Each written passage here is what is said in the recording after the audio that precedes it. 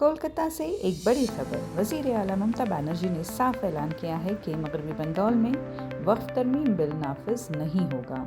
Jain community के एक programme में ममता ने कहा, वक्फ बिल को मंजूर नहीं होना चाहिए था।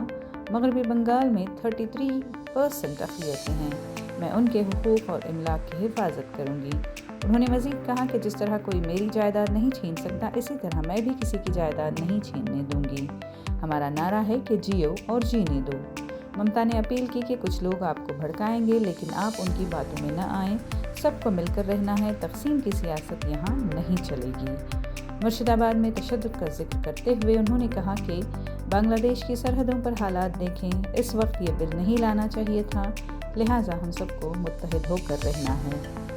ममता का पैगाम वाज़ेह है, इत्तेहाद से ही मुल्क मजबूत होगा। मगरबी बंगाल में अमन और भाईचारा ही हमारी ताकत है। और माइनॉरिटी लोगों को हम एक बात कहते हैं, देखिए आप लोगों को दिल में दुख हुआ है वॉका प्रॉपर्टी के लेके, आप भरोसा रखिए बंगाल में ऐसा कुछ नहीं होगा जिसमें कोई डिवाइड एंड रूल होगा। आप लोगों ने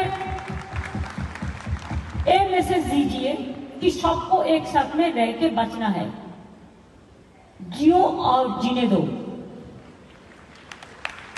इसके लिए बेसब्र होने का बात नहीं है, और जो रहेगा उसको प्रोटेक्शन देना हमारा काम है।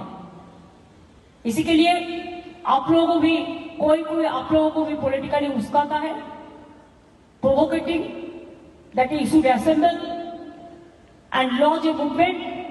I will appeal to all of you not to do it.